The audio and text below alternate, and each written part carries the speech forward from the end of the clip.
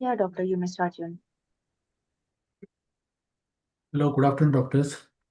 On behalf of Hetero Healthcare, I, Dr. Prashant, cordially invite you to a webinar on the role of Oseltamivir in flu management. Hetero Healthcare, doctors, as you know, is an innovative pharmaceutical company, and our journey began in 1993. We have 30 years of excellence and 36 state-of-art manufacturing facilities. We have 300 plus production portfolio and presence in 126 plus countries. With 21,000 employees globally, we are amongst the largest manufacturers of ARV, APIs, and FDFs in the world. And we are Asia's largest API manufacturer. We have Asia's largest API manufacturing facility at SEZ Complex, Visakhapatnam, Andhra Pradesh. Hetero Healthcare is a 360-degree solution provider, striving to fulfill unmet healthcare needs, reaching with widespread of products encompassing multiple specialties. We reach out to customers across India, pioneering in quality and innovation, and we have the distinction of bringing 4 biosimilar products to market within 5 years of initiation: darbepoetin, rituximab, bevacizumab, and adalimumab. During COVID-19 pandemic area, the pioneers in antivirus, Hetero Healthcare, introduced products like Oseltamivir, Favipiravir, and Remdesivir for COVID patients, for which in August 2020, Hetero Healthcare received an award of Excellence for COVID drugs. Today's webinar focuses on the role of oseltamivir in flu management. And although there are many papers and guidelines on flu management, it's always necessary and it's always good to have our own Indian doctors' experience on the drug. For this, today we have got Dr. Pramod Jog with us, sir is moderator, with Dr. Sanjay Nathu and Dr. Keyur Mahajan. Welcome, Doctor, all of you. Dr. Pramod Jog is Professor of Pediatrics, DY Medical College, Pune, President of IIP 2016, Steering Committee Member KV CSO 2016-2019, Chairman Mini Recipe Module IIP, author of book Caphology. Dr. Keyur Mahajan is MBBS JMB Pediatrics, Pune. Sir is Diploma in Pediatric Infectious Disease with Oxford, Pune, and Pediatric Infectious Disease Consultant, Pune. Dr. Sanjay Nathu is MD, DNP, MNAMS, and FACEE, currently Professor and Head of Department Pediatrics from Kashibai Navale Medical College and General Hospital, Pune. Sir is Consultant Pediatrician for Shaswat Hospital, Kothur, Pune, with area of interest was Pediatric Pulmonology, Pediatric Infectious Disease, Pediatric Emergency Medicine. Sir has been Wow. Sir is the President IIP Pune Branch 2021, member of Pediatric COVID Task Force Pune Division, organizing team member of numerous national and state pediatric conference training, member of National Academy of Medical Science India, fellow of Academic College of Emergency Experts, and membership of Indian Academy of Pediatrics and Indian Medical Association. With this brief introduction, I welcome all of you to this webinar, and I now hand over the session to Dr. Pramod Jog. Over to you, sir. Thank you. Thank you. So I will share my presentation and we'll start. Yeah.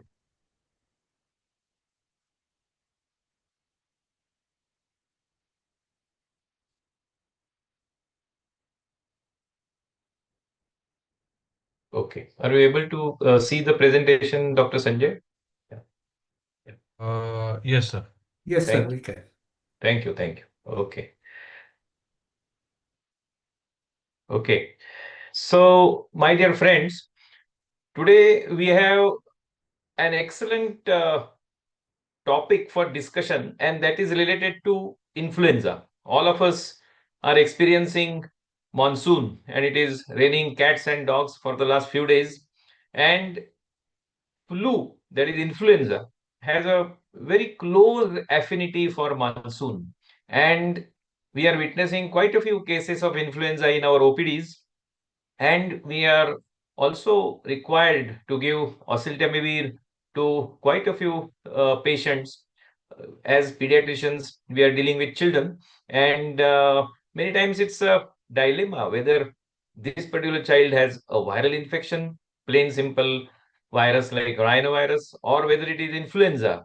Because influenza, though viral, it's a systemic disease, because this child comes with headache and body ache and weakness, and we are really puzzled whether we need to give antibiotics or antibiotics with oseltamivir, or what is to be done. So there are many questions in the mind of a treating pediatrician. And at the same time, some of these patients, they are also becoming serious. Okay. So we need to thrash out many of these intricacies in the approach to the management of influenza. And for that, we have a team of two genius pediatricians. And that's why today's program is heterogeneous program with Dr. Sanjay and Dr. Keyur and myself, Dr. Pramod Jog, as the 2016 IIP presidential strain, and the name of moderator Dr. Jog has been put in the style of influenza virus, which usually tells the place of origin, the month and the year of origin, and so on and so forth. So one should remember that in the months of monsoon, there are some creatures who are happy. Of course, the happiest people in monsoon are the farmers. Then I say usually they are the frogs, because frogs come out from their hibernation. And the third ones are, of course, doctors. And when doctors are happy, even the pharma is happy, because the cough syrups and so many other medications, they are sold rampantly in the market. So when a child comes to the OPD these days, and when I suspect that this is viral, and when even the parents they say and they ask me, Dr. Jog, is this viral? Then many times I say, yes, it could be viral, but at the same time, I have a little panic at the back of my mind, because we have seen viruses taking a different turn. So H1N1 in 2009 turned into a pandemic, and COVID-19 also turned into a pandemic, and both of them were viruses. And remember, both of these were RNA viruses, and RNA viruses are notorious because they change their structure rapidly, and we have to be aware of this particular fact. So, a 3-year-old boy came to the OPD with fever, cold, cough, and progressive breathlessness over 3 days with tachypnea and saturation of 85% in the room air, with the blood gas report showing pH of 7 and the X-ray picture showing ARDS. This child was admitted to PICU. The child was ventilated and received Oseltamivir and supportive treatment. The total count was 4600 with Polis 26 and Lymphos 70 and CRP of 5. And the throat swab showed S3N2 positivity. This child was ventilated for 3 days and then the child improved. Okay. Now the question is, that a previously healthy child present to us with cough, cold, and fever progressing over 3 days, whether the treating clinician have prevented this particular progression, okay, and whether every patient of cough, cold, and fever, particularly in this season, be given oseltamivir upfront, okay. So there is a lot of confusion, and as it is related to flu, I say it's confusion whether it's bacterial or viral. If it is viral, which is the virus? Is it rhinovirus or adenovirus or influenza or RSV? If it is influenza, whether this is H1N1 or H3N2 or some type of influenza B, and whether one should start with oseltamivir upfront, and whether I should give every patient antivirals to play safe. Okay. So we all know that the healthcare related challenges, particularly in monsoon, are increasing day by day. And if you have a look at the situation of influenza in India, the cases of influenza and the deaths due to influenza are increasing alarmingly. And if you look at the KYC of this naughty influenza, I told you why I call it naughty, because it changes its structure. So if you look at the know your customer status, let us know what is this influenza. As we all know, there are three types. Influenza A is the one which is responsible for frequent epidemics. These are due to minor antigenic variation. See, there are two glycoproteins on the surface of this virus, H and N, hemagglutinin and neuraminidase. I will tell you a bit more about these two. And the periodic pandemics occur due to influenza A. And these pandemics are because of major antigenic variation. Influenza B viruses infect only humans and they cause local epidemics. And influenza C viruses, they usually cause a mild respiratory illness. Now, the four major global pandemics which I was speaking about, they occurred in 1919, 1957, 1968, and then 2009, which was the most recent one. Okay. And we all know that this virus is transmitted by droplets, and these droplets can land up onto the nose or the mouth of the people who are nearby, and possibly these viruses are inhaled into the lungs. And as I told you, HA and NA, the hemagglutinin and neuraminidase. Remember, when the influenza virus enters into the respiratory system, it gets attached to the respiratory epithelium, and this attachment is related to this hemagglutination. That is agglutination. Hemagglutination is the molecular key, okay? And neuraminidase is another glycoprotein. Basically, when the influenza virus attaches to the respiratory epithelium, with the help of this hemagglutinin, it enters into the cell of the respiratory epithelium. There it multiplies, and then it wants to come out because it wants to infect other respiratory epithelial cells. And that is why the attachment with that sialic acid, which had occurred earlier during entry, has to be broken. And that's why neuraminidase is called a molecular seizures. So HA is the key and NA is the seizures. So after this, neuraminidase action of this neuraminidase glycoprotein allows the virus particles which are aggregated onto the surface of the epithelial cell, it breaks them down, and then these viruses, they all start, getting out of that respiratory epithelial cells and then start infecting other epithelial cells. So that is the spread. And oseltamivir exactly acts as a neuraminidase inhibitor so that the spread of the virus is halted. We will see about this in a small little picture in a minute. We all know that we have influenza-like illnesses, which in short form we call it as ILI, H1N1, which we witnessed in the pandemic.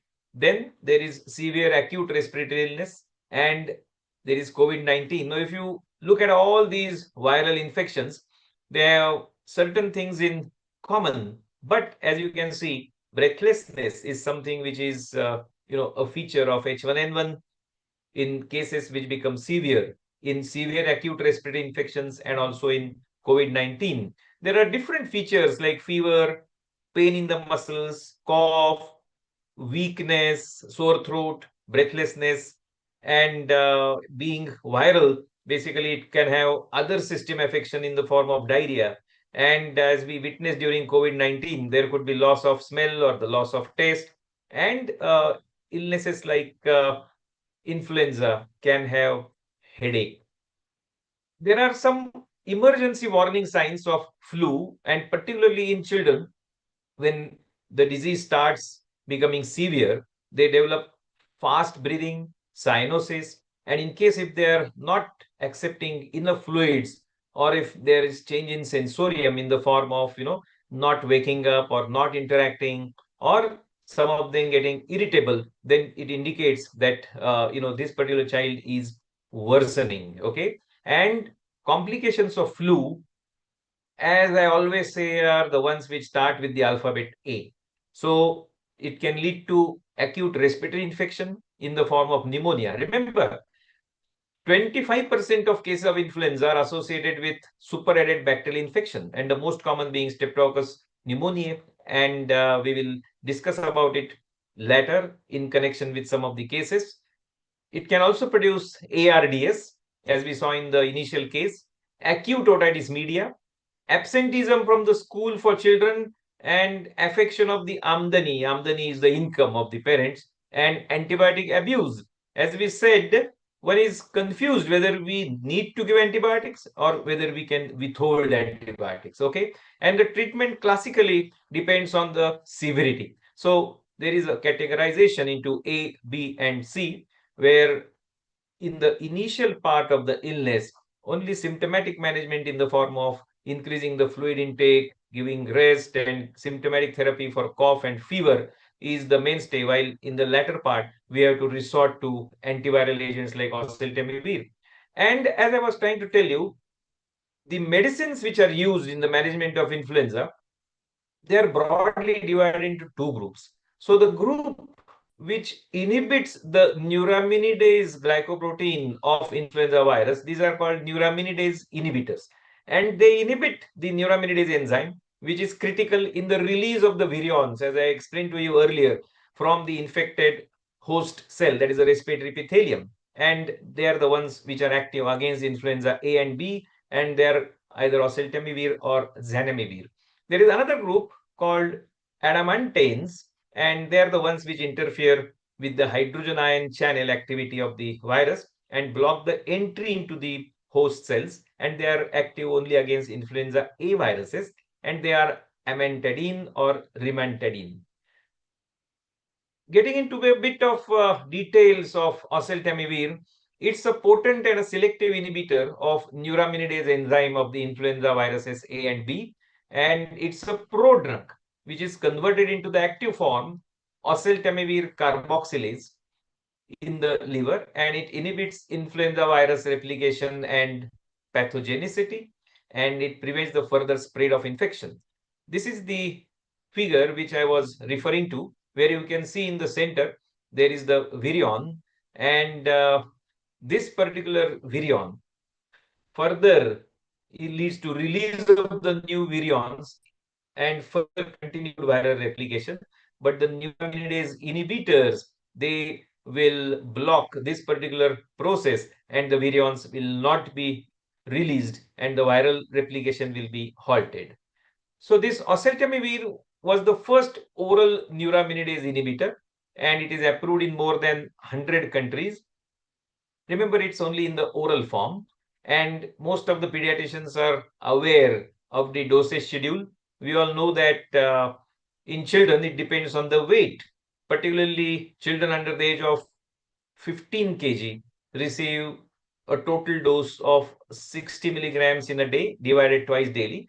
And from 15 kg to above 40 kg, the dose goes on increasing. While adults, as a therapeutic dose, receive 75 milligrams twice daily.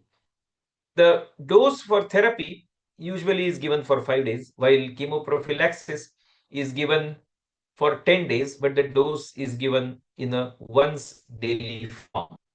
And infants and 2 weeks to less than 1 year of age, the dose is 3 milligrams per kg twice daily. There have been ample number of clinical trials which show the benefits of empiric and the early use of oseltamivir, and particularly it has been found that influenza illness which produces low respiratory tract complications or antibiotic use or hospitalization. So oseltamivir treatment has an impact, and it reduces all these three problems associated with influenza. It also reduces occurrence and the severity of pneumonia due to H1N1, and this is also true for adults. Based on all these evidences, WHO has recommended empiric treatment strongly. So the treatment should be started as soon as possible, and the laboratory confirmation of influenza virus infection is not necessary for initiation of therapy. And the negative laboratory test for H1N1 does not exclude the diagnosis in all patients. And that's why it is important to start oseltamivir early. And particularly if high risk individuals are exposed to a patient with influenza, then one has to consider presumptive therapy with oseltamivir. We all know that in the house, many times, the child is the one who gets infected with influenza, but in the house, it's possible that the mother is diabetic, the father is asthmatic, the grandfather has some other chronic disease, maybe a kidney disease. So they are all high risk individuals. So a child is the one, who can spread it to the high risk individuals. And that is why it is important that we are aware of this particular fact. Remember the important point that influenza spreads from children to adults. Okay, while COVID, we found that adults were the ones who were spreading the infection to children. Okay, and early empiric supportive therapy and monitoring is extremely important. And as I told you, even in adults, this particular anti-influenza treatment like oseltamivir has been prescribed for adults with community-acquired pneumonia who test positive for influenza. Now, with all this, let us start discussing this particular illness and some related issues together. And I would just ask Dr. Sanjay Nathu, whether he has witnessed an increase in the incidence of viral infections over last few years, and if so, what do you think are the possible reasons for this increase? So, good evening, everyone. Thank you, sir, for that question. Yes, I am sure all of the pediatricians and doctors who are attending this session will agree that they are seeing more and more cases of viral infections since last few years. Since almost last 8 to 10 years, we have been seeing increased number of viral infections. We can go back, in fact, up to the pandemic of H1N1. Since that time, we have been saying that the viral infections are being more in the community as well as they are getting diagnosed more. The awareness that many infections which we are seeing in the practice are viral rather than bacterial has also increased. So yes, the number of viral infections definitely have increased. Many of the common bacterial infections are nowadays also being taken care of by vaccination.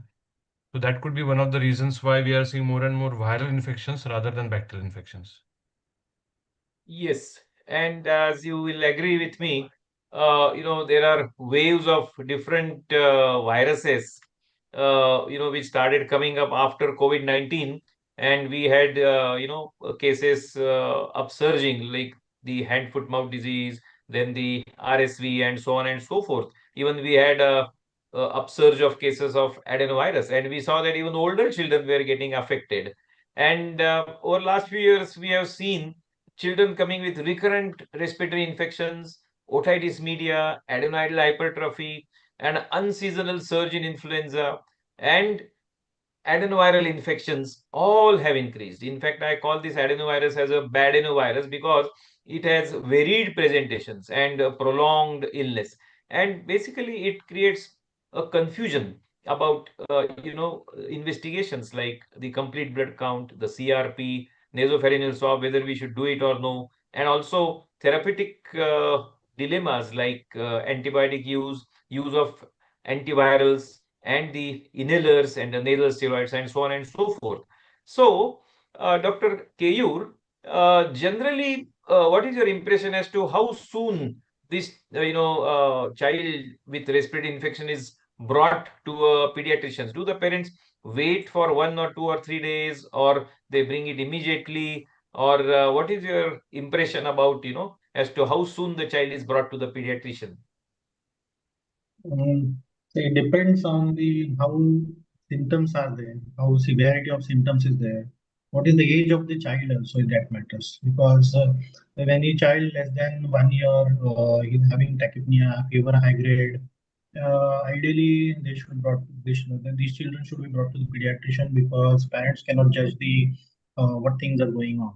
So for older children more than 5 years of age, having fever, cough, cold, and if the viral infections are going on in the family, so they can wait. But for smaller children having increased respiratory rate, high grade fevers, cough and cold, poor oral intake, and reduce urine output, so these children should be monitored properly. So ideally, smaller children should be brought to pediatrician immediately because pediatrician will take a look at the vitals and the respiratory rate and the saturation and other parameters, how hydration is there, and accordingly he will advise.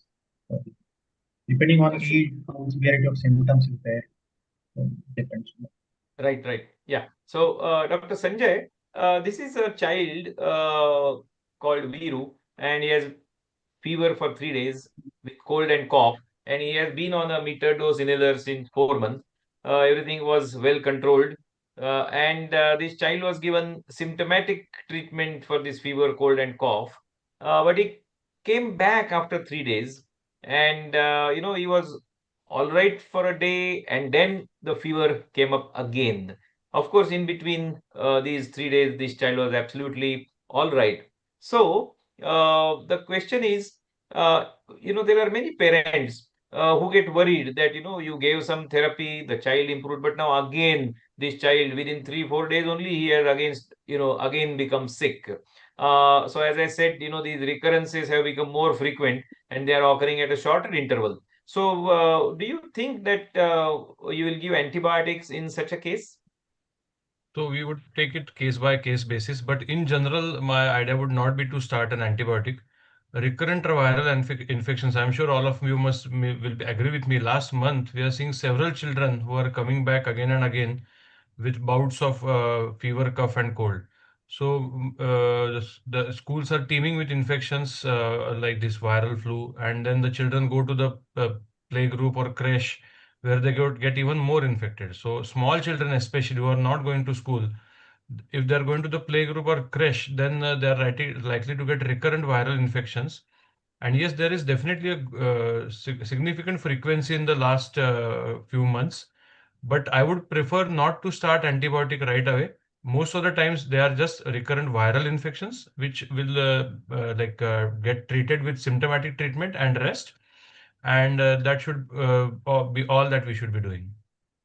Okay, yeah, I agree with you. But then, in this case, particularly Dr. Kayur, how would you counsel the parents? Because, for us as rational pediatricians, we always, it's always, right not to give antibiotics. But, there are parents who are, very anxious and they say, sir, do something. This child has, started becoming sick very often. So, what is the way that in your practice you counsel them about not giving antibiotics, or how do you explain to them? So most of the times people are worried about fever because their child is getting recurrent fever, and whenever fever comes, child looks sick, activity is reduced. So we have to counsel them that the fever is not the child's enemy. Basically, fever is good for the child because fever is a mechanism of fighting of our body against the infection. So raising the body temperature reduces the growth of organism, and so we should not try to bring down that fever to a zero level, no, not completely. Okay, so little bit of fever can be accepted. Second thing, recurrent viral infections are very much common. So usually I tell them that this is not the case with your child only. It happens with most of the children. Okay. So at certain age, up to certain age, they get recurrent viral infection, and after certain age, they usually outgrow because their body develops immune mechanism against those certain viruses as the age advances. Yes, certain children who are having recurrent infections, we have to look at their nutritional status, whether they are malnourished or they are properly vaccinated or not. So we should take this opportunity to go into the counseling of nutrition, counseling of vaccination.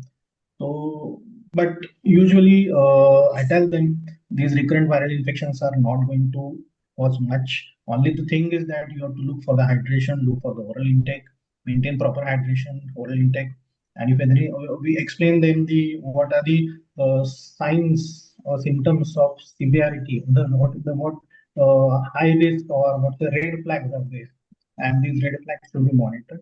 And if there are any red flags, then I ask them to come again. Okay, so it's very important that the pediatrician himself or herself has to be convinced about not prescribing antibiotics, because many times what happens is, I do not prescribe antibiotics, but the neighboring physician or the pediatrician, he prescribes. And, as it is, the duration of viral illnesses is for 5 or 7 days. So the second pediatrician gets the credit of, curing the child. I always say that you should be the third pediatrician to get the child, because usually in the first 3 days, whether it is viral or bacterial, one cannot do much about it. In the next 3 days, usually the child is recovering, but doesn't totally recover. So the third pediatrician gets the credit of, curing the child, whatever is the diagnosis. So anyway, Then we should counsel them at the first visit only that this yes, fever is going to stay for 3, 4, 5 days yes, and it will stay for there. So correct, if correct. they are assured that this fever is going to stay, then Yes, they are a little bit relaxed. So yes, we you should are right. counsel them the first visit only. This is viral fever. This will stay for 4, 5 days. And you'll have to give Correct. paracetamol every 6 hours, look for hydration. So then they are a bit relaxed. Right, right. And fever is one part, but many times the fever comes down and the cough continues, particularly in children who have some underlying hyperactive airway. These infections like RSV, they trigger this, bronchospasm, and then it continues for even 2 to 3 weeks. So, in the beginning of my practice, I remember I wanted to, name my clinic as Muddat ka Dawakhana, Muddaticha Dawakhana, dispensary of duration. So, because I realized that cough continues for a long time, even diarrhea in malnourished children continues for a long time, and typhoid also continues for at that time used to continue for 3 weeks. So, but then of course my wife told me that this is not right. You only name it at children's clinic. Anyway, that apart, the point is, as you rightly said, tell them in the beginning only that this is a viral problem, and even though it is viral, the viruses are taking a little longer these days to settle. And, not that, earlier we had a notion that viruses mean 3 days, but it is not so. These days we see they go on for 3, 5, 7 days. As I said, cough continues for 3 weeks. So initially, if you tell, just yesterday morning only one patient had come and she started fighting with me, sir. Yesterday only we came, the child is still not improving. I said it will take 4 to 5 days. I had forgotten to tell her that it will take 4 or 5 days, and that's why it is, we many times assume that they know that they know about the viruses, but they don't know. Many of the parents need to be told. So it is very important that you counsel the parents. And I was just coming to another question, Dr. Sanjay. Many times it is important that we identify these organisms. Enemies means whether viruses or bacteria. So I was just enlisting some of the viruses with their clinical presentation. So maybe you can just tell our listeners as to how clinically you can identify the viruses which we witness in the OPD. So can you just elaborate that? Yeah, I'll do that, sir. Rhinovirus is one of the commonest, and it presents generally with reasonably mild symptoms, hardly any fever, cough, cold, and sneezing. Cough is also not that prominent. Cold and sneezing are the more common manifestations. Uh, Especially with the adenoviral infection, we tend to commonly see conjunctivitis, which is seen in adenoviral infections. We do get fever, sometimes diarrhea, and rarely hemorrhagic cystitis as well. And the fever tends to be a little severe. If you do the lab test, you may get a little raised CRP in this adenoviral infections, and they may last for a longer time. RSV commonly presents as a lower respiratory type of situation with bronchiolitis, where you get a lot of increased respiratory rate, some creps and bronchi all over. And if you do X-ray, you would not find much findings as such. But if you just do a symptomatic management, depending upon the grade of bronchiolitis, you would be okay treating the child. The flu, which we are seeing commonly these days. So here we are getting high fever, especially the first 2 to 3 days. It's a very high fever, very persistent fever. It is not staying at the baseline for a long time. It comes back again. Headache and body ache, it's quite significant. And subsequently, the cough, as you already said, cough becomes prominent and persists for a longer time. This body ache and myalgia, we are seeing this time in the flu, and that is a type A which we are getting. But commonly we do get it in influenza type B also. The body ache and myalgia, and slightly older children are affected in type B virus infections. But these are the usual features. COVID-19, of course, it does occur once in a while, even now. It is just like other viral with fever, some dry cough. Nothing specific to point out COVID-19. The lack of taste and smell is hardly ever seen these days. These are the common features which would help us to find out the likely organism in most of the cases which are seeing. Having said that, when we are doing the viral studies these days, it is mostly H3N2 which we are getting, H3N2 subtype of the type A influenza. Occasionally, we are also getting RSV viruses, and just once in a while, maybe adenoviruses are also being isolated, but it's mainly H3N2, and a few cases of influenza type B are also being seen these days. Sure, sure, sure. Now, Dr. Keyur, I have one or two questions for you. One is, when we were residents or even today, some of our colleagues, they feel that, if the child has cold and cough, then it is not dengue fever. Okay, so there are many who have this particular notion. So how far do you agree with that? Because on one side we say that viral illnesses are mucosal illnesses, and they infect all the mucosa. So maybe I'm sure you must have given a thought to this when we say that, if it is, so many pediatricians I have seen, they vehemently say, no, अरे इसको cough and cold है ना, dengue हो ही नहीं सकता. That is one thing. So do you agree with that? And so maybe what is your opinion, whether it is true? And secondly, some children with flu, they also come with diarrhea. In fact, some of our adult physicians, they say that, sir, adults, they don't get diarrhea so much, but in children, along with cough and cold, diarrhea is also a feature of influenza. So just wanted your opinion about these two things. Dengue presenting as a cough and cold, such pure dengue patient, I have no, so no, there is no documented affection of respiratory mucosa and dengue. Yes, respiratory affection will be there if there is leak and purification is there, and there is distress and so fluid overload or leak that will come as what's the respiratory symptoms. But dengue presenting as the upper respiratory infection, like symptoms like cough, cold, throat congestion, fever high grade, so less likely.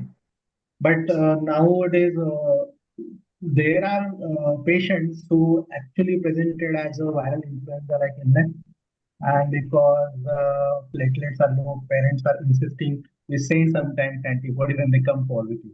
Okay, so what our interpretation is, usually they are cross reactions, IgM antibodies. So we should not take them as a positive as a dengue. So, but isolated presentation as a respiratory case in dengue, very less likely because associated other symptoms will be there.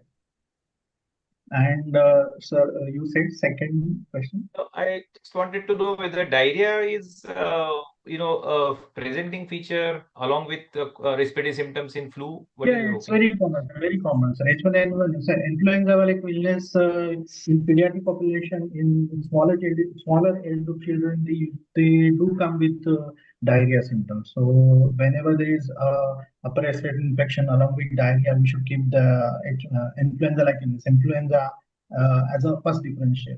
So yes, Okay. influenza comes as a diarrhea in smaller children. Okay. And of course, we have discussed about these viruses and what are the clinical clues to the viral infections. And on the same lines, there are some indicators for bacterial infections also. Like as we know that fever and follicular tonsillitis and a tender cervical node can indicate streptococcal infection. Child having fever, grunting, and tachypnea can have pneumococcal infection. If the child is having a rapid progression and the child is toxic, it could be staphylococcal, and in an older child above 5 years with predominant cough, it could be mycoplasma. So this is only to give a general information to our listeners. Now, Sanjay, this is a 4-year-old child coming with cough and fever of high grade for the last 5 days and not settling with oral medicines. And on admission, the child is tachypnic and needed oxygen support. And hemoglobin was 11, total count was 1620. The platelet count was 132,000. SGPT and SGOT were on the higher side. And the nasopharyngeal aspirate, the swab was positive for H3 and 2. So this is a child who came with influenza with low WBC count and low platelet count. Now, what is your comment about this particular presentation in a child with dengue? So, what all thoughts come to your mind? So a fever which has been there, significant fever lasting for about 4 or 5 days, which has not settled, and also requiring oxygen support. So respiratory compromise is there, and on X-ray you can see that there is substantial inhomogeneous infiltrates in the middle and lower zone on the right side, as well as few infiltrates in the middle and lower zone in the left side as well. So bilateral findings seem to be there on X-ray, and the thing has not settled for a longer time. So it seems to be a severe disease. At this stage, it is difficult unless you do the test to decide whether it's a viral or a bacterial, because it's almost 4 or 5 days now. So one should always remember, though that is 5 days, still not all fevers which last long are bacterial all the time. It can still be viral, and we are seeing this typical picture which has been shown by you, the hemogram showing leukopenia with some amount of thrombocytopenia in the H3N2 patients which are seeing these days. So yes, these are the type of cases we are seeing in this last couple of months.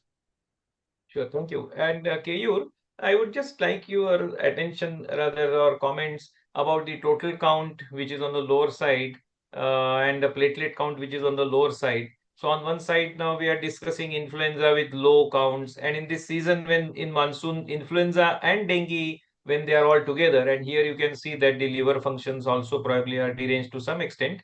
So what do you do to rather look at such children? So what is your approach in cases where there is likelihood of mixed infection, or are you coming across similar such cases? Influenza-like illnesses are very common. Now, many patients who are indoor are having similar complaints of cough, cold, high-grade fever, oral intake, and dehydration. So we get them admitted, we look at the counts. And yes, as I told you earlier, even though we do antibodies for dengue to rule out dengue, but there are so many times they come positive, but they are cross reactions rather than true dengue. So we are seeing patients who are having few kind of like H1N1 or H3N2 positive, and because low platelets are there and parents are insisting sometimes we send dengue and it comes IgM antibody positive. So it becomes difficult to explain them that there can be some cross reactivity and IgM can be false positive also. But as such, mixed infection concept we usually not try to address it. We usually see that one patient, one organism. This concept is still valid, so we go according to that.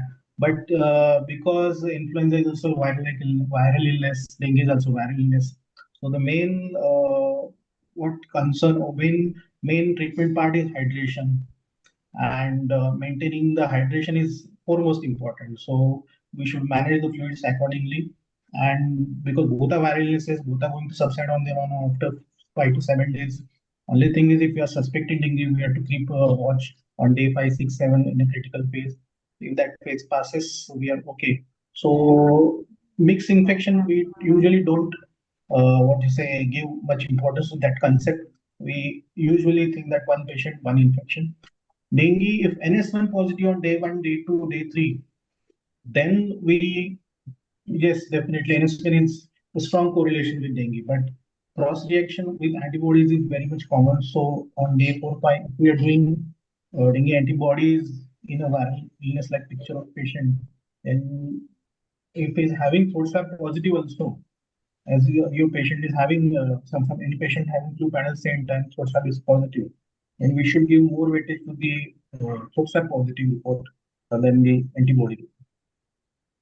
Okay. So, So can I say a yeah, couple of things? So, yeah, clinically, yes. sir, dengue would probably develop some typical blanching rash in the first 2, 3 days. We would often see, and the child is quite dull and prostration is there. Headache is quite severe. The other thing is, if you do the liver function test for some reason, then in dengue we would usually see a SGOT, which is more than SGPT. Whereas in this situation, which you had showed, the SGPT was more in dengue, most likely would get a SGOT, which is more than SGPT. Okay. Yeah, I agree. Only I asked this question because in a child with throat swab positive for flu, but a picture which is a bit confusing. Shall we also go ahead and do the dengue antibodies? That is, because if the picture is like this. So, what is your opinion? Sanjay, what do you think? So, a fever which has lasted for 4 or 5 days with significant prostration, I would probably also do the dengue test, as you mentioned, because it is very difficult, though clinically we can say this looks more like influenza or more like dengue, you cannot be 100% sure. And as Dr. Kevur pointed out, the critical phase of dengue is something which we need to guard against. So, it is better that we are aware if this is also likely to be more likely to be dengue rather than influenza. So, I would Right. probably do the tests. Thank you. And then, Keyur, it brings us to another question as to what is the specificity and sensitivity of these tests which are done for influenza. Because on one side we are saying that this is H3N2 positive, and on one side we have some confusing picture where dengue is also a likely possibility. So, what is your first-hand impression about these tests? Are they very good tests? That means we do the nasopharyngeal swab, it comes positive, and then we are 100% sure that no, it cannot be anything else but influenza. So, what is the consensus about these tests?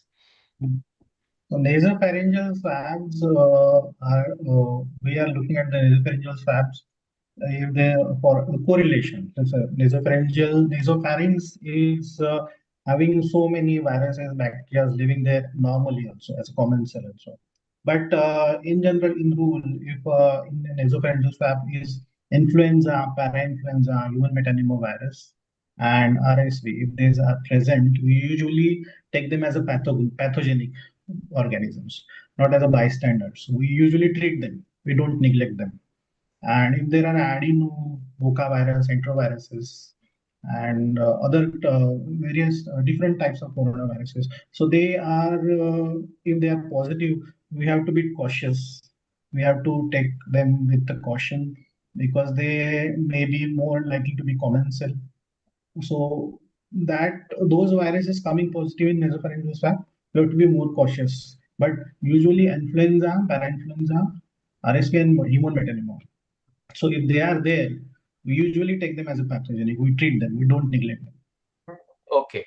Now, of course, Sanjay, what is your opinion about the beginning, rather starting Oseltamivir empirically and after investigations? That means in your practice, do you start this Oseltamivir empirically for every child whom you feel clinically that he is likely to have influenza, or you do the throat swab for almost every child? So usually I do not do the throat swab. Most of the times, in fact, I don't do the throat swab. We need to be aware of the epidemiological situation in our a region. We are right now facing quite a significant number of influenza patients. But then I do not do the swab for each and every patient. As far as starting oseltamivir is concerned, empirically, it is to be started only for category B or category C patients. So most of the patients of ours which we are seeing are category A patients which can be treated symptomatically only with adequate hydration, rest, some relief of fever, some relief of cough if it is like troublesome, and that would take care of the patient. If, of course, the child belongs to a category B or category C, then I would definitely go ahead and start oseltamivir. For example, if he has some underlying chronic condition, for example, he's asthmatic, for our situation, it's the commonest thing which we would be seeing. I would be more in favor of starting a oseltamivir in such a patient rather than a patient who does not have any comorbidity. And of course, it's if it's a severe presentation, like the child is severely prostrated, dehydrated, breathless, vomiting, lot of loose motions, some altered sensorium and all, then definitely yes, I would right away start oseltamivir upfront. Very good. Very good. Now, this is another case. This is only for the information of the listeners. I know 3-year-old child with cough and fever for 5 days. The fever was not settling down. The counts were normal and turned out to be H3N2 positive. Another child, 5-year-old with cough, cold, and fever with normal counts and CRP of 38, and the child turned out to be again H3N2 positive. Keyur, what are the factors on which clinical response to oseltamivir depends? That means you give oseltamivir and the child is, well within 24 hours. So, or the child simply, doesn't respond. So, what is the or what are the factors on which clinical response to oseltamivir depends? Mm, Clinical response to oseltamivir, the resistance as such to oseltamivir is very rare. As of now, what are the documentations are there in literature? And the only 1 or 2% patients are resistant to oseltamivir. Okay. So if you are sure about your diagnosis, then the patient should respond within 48 hours to oseltamivir. If it Okay. is not responding in 48 hours to oseltamivir, then probably we are looking at the different diagnosis or we are looking at the superadded infection. So we have to look into. Right. Yeah, So actually, what I, yeah, yes, yes, Sanjay. ideal recommendation in an ideal world is actually to start oseltamivir in the first 48 hours. It does, yes. But that is a little difficult practically in our scenario. That most of the patients come on the second or third day, and not each patient which we see on the second day is likely to be deserving of a treatment because he or she may be in category A. But then the results are best if it is started in the first 48 hours. So the onset of therapy is one of the important factors. And Keyur, what is your opinion? In case if we get a child on day 5 or day 6, and then he comes with a report of H3N2 positivity, but he is, in a bad shape, not very well. Then when we on one side say that within 48 hours it is better to start oseltamivir early. So will you give oseltamivir to such children who come little late, but they are proved cases of this influenza? So if the child is requiring indoor admission, then definitely, because there are studies for extended use of oseltamivir also in indoor patients. They have looked for the effectivity of oseltamivir and they found that even on day 4 or 5, with a positive case who is requiring indoor admissions, if you give oseltamivir, it is helpful. So child who is sick, requiring admission, and day 4 or 5 illness, having low respiratory tract infection. So yes, if the throat swab or respiratory swab is positive, we will definitely start with oseltamivir in such Okay. patients. Okay. So even if the child It can presents late, prevent the complications also. sure, sure. So it reduces the complications, and that's something one should remember. Okay. And this, of course, came as a surprise because this was a 4-year-old child with cough and cold for 5 days, with a high WBC count, high CRP, continuous high fever, and it turned out to be adenovirus positive. And as Sanjay already said, we get high CRP and high WBC count in children with adenovirus. So one should also remember that we can get different viruses even in the season. And of course, partly we discussed a similar case earlier where this 5-year-old girl with high fever, cough, and cold for 5 days, looking sick with mild wheeze, but no crepitations. So, Sanjay, will you like to put this girl on antibiotics with this presentation?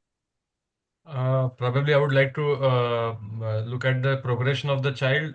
Probably have an X-ray as well, and maybe think of starting an antibiotics if some other factors. Maybe do a WBC, total WBC count, and a CRP, and then decide whether the child deserves an antibiotic or not. Right, right. And then, of course, as the pediatrician thought, he put the child on amoxiclav. The WBC count was 2800 with neutrophils 10 and lymphocytes 70. CRP was 34.7, and oseltamivir was started, but the nasopharyngeal swab done showed rhinovirus. Okay. So that brings us to the question that, of course, we discussed earlier as to the sensitivity of this influenza PCR and the treatment decisions. So, does any one of you want to add anything to what you said earlier about sensitivity of influenza PCR? Or, I think we have discussed this earlier. Maybe another case, a 7-year-old, girl, but the parents are from the IT sector, and as everyone knows, IT stands for information and technology, but for me it also stands for inquisitive and troublesome sector of parents.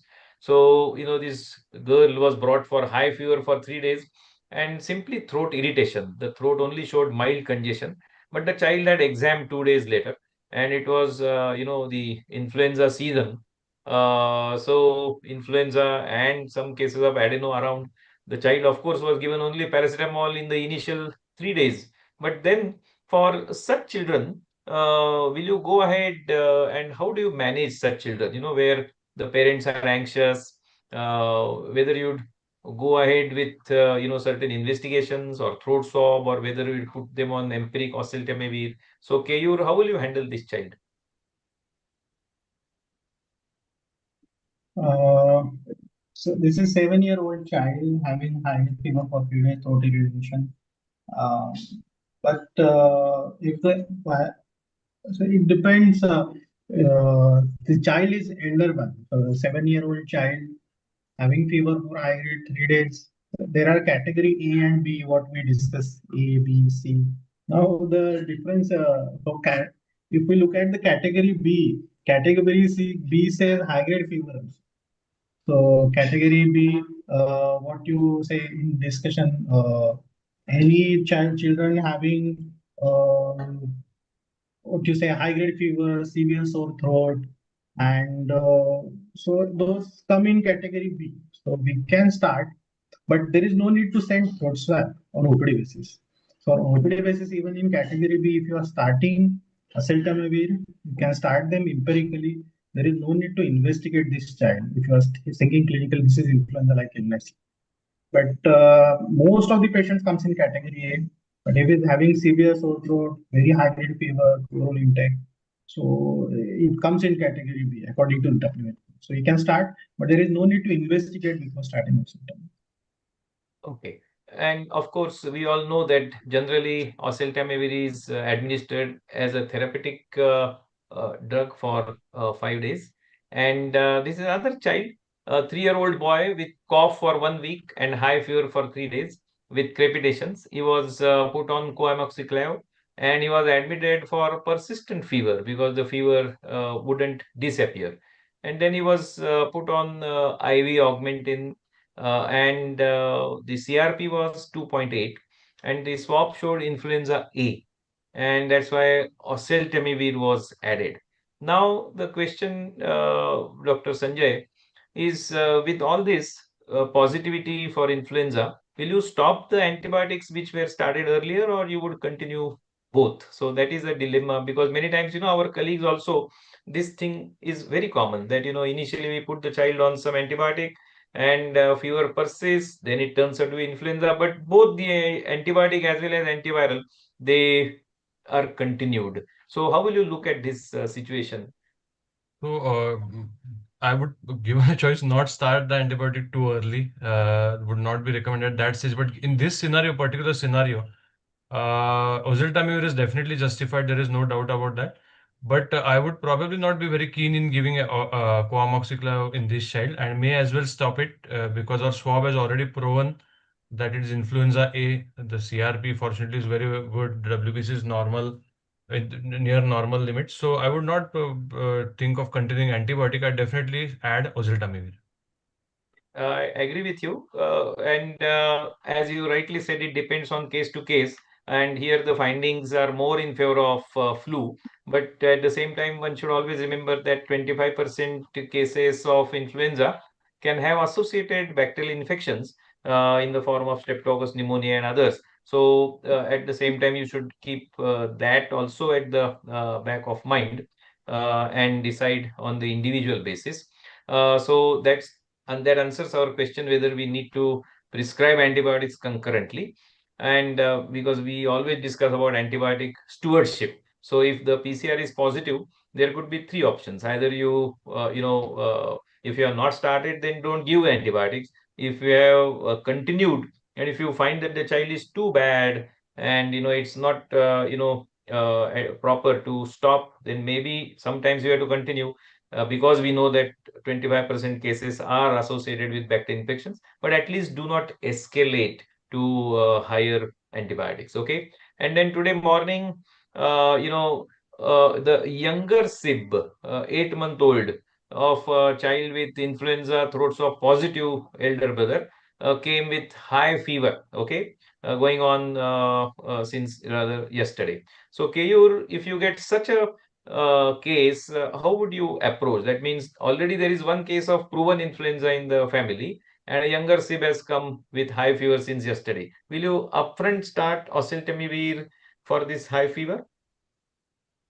Mm, because the oseltamivir works best within given in 48 hours. So if we having a close family contact, they're living together because they this sibling. So I will generally start with oseltamivir. Okay. If it's But having distant close contact and yeah, high grade fever and yeah. flu like illness, then I will rather prefer to start oseltamivir. Yeah, now why I asked you question because usually oseltamivir is started for category B or C. No, this is the child who has only high fever. Yes. So just history of contact without serious illness. Do we start oseltamivir? That is what I wanted to ask you. As Keyur Uh, was pointing out, the age itself makes it category Yeah, B. Actually, 8-month-old child, your so child it's would go into category B. category Acha, B. so that is something important. So under what age you take it as category B? Is it all, that means all the high risk patients under the age of 5, usually we call them, So yeah. actually, No. WHO has said younger than 5, but definitely less than 2 years would be considered into category B. Okay, so if someone starts oseltamivir upfront, that should not be, taken in any other way. Anyway, there are certain cases, and one of the case that I would like to highlight here is, 1-year-old child with fever, cough, cold, and status epilepticus, and nasopharyngeal swab was H3N2 positive. The counts were normal, and the MRI showed non-specific encephalitis changes, and the CSF was normal, and this was diagnosed as influenza encephalitis. So, Keyur, what is your opinion about the CNS affection with influenza in general, in your experience? Yes, we have seen few cases who have come as a febrile seizures or fever with encephalitis-like picture, and they turn out to be influenza positive. So we have to keep in mind about different presentations of influenza other Yeah, than the respiratory infections. They come as right, a sinus infections, they come as a GI infections. So gastrointestinal and neurological infections are common presentations. We have to keep that in mind. right. And as you can see, neurologic manifestations of influenza can include a simple febrile convulsion or influenza-associated encephalopathy due to cytokine dysregulation, or acute necrotizing encephalitis, or Guillain-Barré syndrome, or aseptic meningitis. Okay. Of course, there have been a few cases which I just thought I would just put it in the presentation, but they were all, the ones with respiratory presentation, and which turned out to be influenza uh, positivity. Sanjay, have you come across any major adverse effects of oseltamivir? Usually, no. The only thing is it has to be given, not to be given empty stomach, preferably after food, because gastritis is something which some children have come up with if they have not had food before having oseltamivir. But otherwise, it's a fairly well tolerated drug. No major side effects that I have encountered. Okay, very good. Kayur, there were some cases where influenza, proved influenza, came along with, concomitant RSV positivity. So whenever there are two bad viruses, bad means, those which can produce low respiratory involvement, and both can potentially become serious. So are there any challenges in the management or any important points in the management? Yes, especially in children who are less than 1 year of age, presenting as acute bronchiolitis. So, of course, because influenza is positive, we start with oseltamivir. RSV, we don't treat with specific any antiviral. We usually manage symptomatically. So, management of oxygenation, hydration. So that is as we treat other viral infections. So there is no actual difference, but yes, the combination of viruses may give us more complications, and the time to recovery may prolong. So, but symptomatic management is main along with symptoms. Okay, okay. And are there any contraindications to the use of oseltamivir to the best of your knowledge? No, we can use it in actually any age group. Though recommended less than 3 months, the recommendations are not there. But yes, we Okay. use them in smaller children. Okay, okay.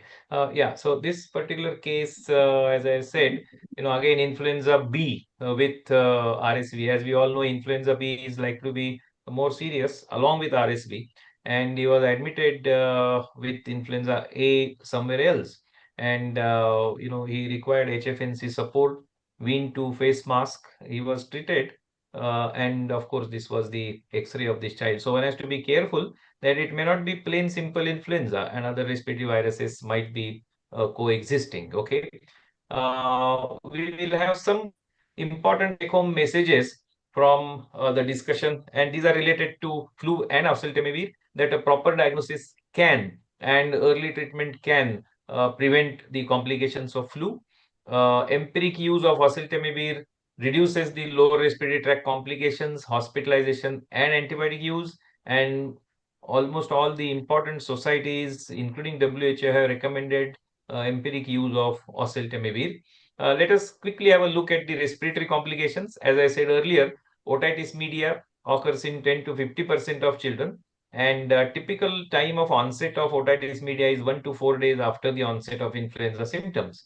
Pneumonia, as we said, could be primary viral pneumonia, which is common in children with underlying risk in children under the age of 2 years, usually with Streptococcus pneumoniae or Staphylococcus aureus co-infection or secondary bacterial infection. That is the second type. Okay, and other respiratory complications could be exacerbation of conditions like asthma, particularly beyond 2 years hospitalized patients, and acute laryngotracheal bronchitis. And respiratory failure can occur in about 5% patients. And this was, from a report between 2003 and 2010. Okay. And of course, this is a child who had very bad respiratory involvement. And this particular child was diagnosed to have influenza B. Other complications of influenza include toxic shock syndrome, myocarditis and pericarditis, myositis. All those patients coming with severe calf pain, particularly, are the ones with influenza B. They are the boys where gastrocnemius and soleus are involved on both the sides. And you can see, sometimes parents, they lift up these children, even the elder children with 9 or 10 year or 11-year old, and because they are unable to walk, and there is rhabdomyolysis. We all are aware that Rye syndrome is very well known with influenza B, and particularly in children with influenza who receive salicylates. And of course, flu vaccine is the one. And every year on the happy birthday, because we know that it's an annual shot after the initial 2 shots in the first year. You have to give one shot every year, and that's why, along with happy birthday to you, one should also say happy birthday to flu, because then flu shot should be given on that day. Of course, one day earlier or one day later also is fine, because we don't want to make the child cry on the day of his happy birthday. Of course, so we must remember that this influenza virus is a fast and a furious virus with abrupt onset, high transmissibility, rapid progression, chances of ARDS developing very fast, the chances that the child can get a vertical discharge very fast, and a condition where quick use of oseltamivir is indicated. We all are aware of the preventive measures, the Hasta Pancha Sutri, related to hand wash, avoidance of handshake, using handkerchief, keeping others at a hand's distance, and avoiding hand touching. And with that, we will avoid shake hands. We will continue to do traditional Indian namaste, and that will keep at least a few patients of flu away. So remember that we have to be very careful, because flu ends with you. So you have to be very, very careful by taking all the preventive measures, vaccination, using oseltamivir within initial 48 hours, and be observant about the progression of the disease. So with that, I stop sharing the slides. And in case if there are any questions in the chat box or any questions from the listeners, Dr. Prashant, you can always put them here, or There are maybe no questions. Yes, there are no yeah, questions. okay. Yeah. Okay. So with that, I hand over to you for the final concluding comments. From my side, I thank Dr. Sanjay and Dr. Keyur for giving very crisp and to the point answers and clarifying most of the doubts in the minds of pediatricians. Of course, final judgment and the final decision about using antibiotics, using oseltamivir, all these, depend on the pediatrician and its conviction. That is something which goes beyond doubt. But then at least when one says that one has to be rational, he should know whether he is behaving rationally or not when at that particular moment he is, managing a particular child. It is understandable that, many times there are situational compulsions. For example, a child who is really very sick, when it comes to very close relatives, when there are pressures, of different sorts. So one has to be, very, very balanced and take the decisions in the best interest of the child. That goes beyond saying, but at least the scientific facts should be well known, particularly relating to the specificity and sensitivity of certain tests and indicators of seriousness, the categorization of flu into A, B, and C. So, one has to be answerable to what he is doing, and the days are changing. People are becoming more and more wiser, cleverer, well read with the help of Google. Whatever we say about Google, we always, say patients these days have become, Google savvy. That's okay. It is unavoidable. But going beyond that, one also should be very, very aware as to what they read, so that, we have to go one step beyond what they know. And ourselves, we should be ready with the, answers which, for the questions which the uh, clever, intelligent patients are likely to ask. The question doesn't come up for ignorant patients. And my father always used to say that you should survive and earn on your knowledge and not on the ignorance of the patients. See, ignorant patients are always bound to, listen to whatever you say. But the best thing is, your knowledge is the one which has to be supreme, and all your income should be generated from your knowledge, on the basis of your knowledge and not on the ignorance of the patients. Okay, with that, I thank all the listeners for a patient listening, and I hand over Dr. Prashant for your concluding comments. Thank you. Thank you, sir. I thank all three genius who are attending to this meeting today. Sir, I cannot exclude you from that genius. Comment. Thanks But all of I, you. I, I have included hetero also, so I have said it is a heterogeneous program. Okay, Yes, right. yes. I belong to the hetero aspect and you belong to the Okay. genius. Okay. Thank you, sir. Thanks, Dr. Thank you. Nathu. Thanks, Dr. Mahajan. It was a lovely meeting, I can tell you. It was a lovely sharing of knowledge. Thanks, Hetero IT team. Thanks, Hetero marketing and sales team for this wonderful thing. Thank you. We can signing off, sir. You can log out. Thank you. Thank you. Thank you. Thanks, Thank you for Samruddhi. Thanks, Ravali. Thank you. Thank you, sir.